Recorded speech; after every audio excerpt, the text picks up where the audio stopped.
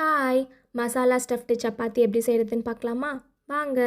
First கோதுமை மாவை சப்பாத்தி மாவு பதத்துக்கு பிசைஞ்சு எடுத்துக்கலாம். உப்பு, ஹாட் வாட்டர் சேர்த்து பிசையலாம். ஹாட் வாட்டர் எதுக்குன்னா சப்பாத்தி ரொம்ப சாஃப்டாக கிடைக்கும். கூடவே கொஞ்சம் ஆயில் ஊற்றி பிசைஞ்சிங்கன்னா அதோட சாஃப்ட்னஸ் இன்னுமே அதிகமாக இருக்கும். நல்லா ஒரு 10 மினிட்ஸ் போல் பிசைஞ்சிட்டு அதை தனியாக எடுத்து வச்சிடலாம். இப்போது ஸ்டஃபிங்க்கான ப்ரிப்பரேஷனை ஸ்டார்ட் பண்ணிடலாம். 3 பெரிய சைஸ் வெங்காயத்தை பொடி பொடியாக கட் பண்ணி தனியாக எடுத்து வச்சிடலாம். 7லிருந்து 8 பல் பூண்டை நல்லா தட்டி எடுத்து வச்சுக்கலாம்.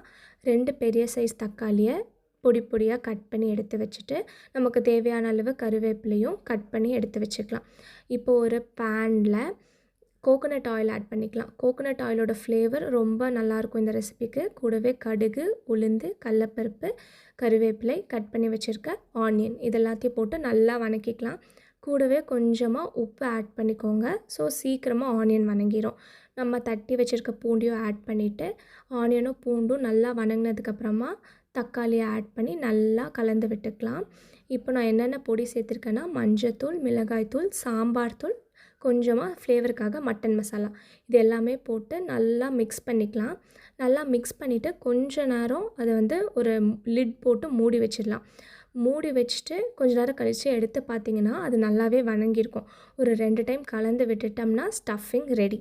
இப்போ நம்ம பிசைஞ்சு வச்சுருக்க மாவை சப்பாத்திக்கு எப்படி தேய்ப்பீங்களோ அதே மாதிரி நல்லா தேய்ச்சிட்டு நடுவில் கொஞ்சமாக ஸ்டஃபிங்கை வச்சு 4 சைடுமே நல்லா ஃபோல்ட் பண்ணிக்கோங்க. நல்லா மடித்து விட்டுக்கோங்க. மடித்து விட்டுட்டு நீங்கள் பண்ணியிருக்க மாவு கொஞ்சம் கெட்டியாக இருந்தால் நம்ம தேய்ச்சிடலாம். மடிச்சுட்டு நல்லா தேய்ச்சிடலாம். இல்லை சாஃப்டாக இருக்குன்னா நீங்கள் கையை வச்சே ப்ரெஸ் பண்ணிக்கோங்க.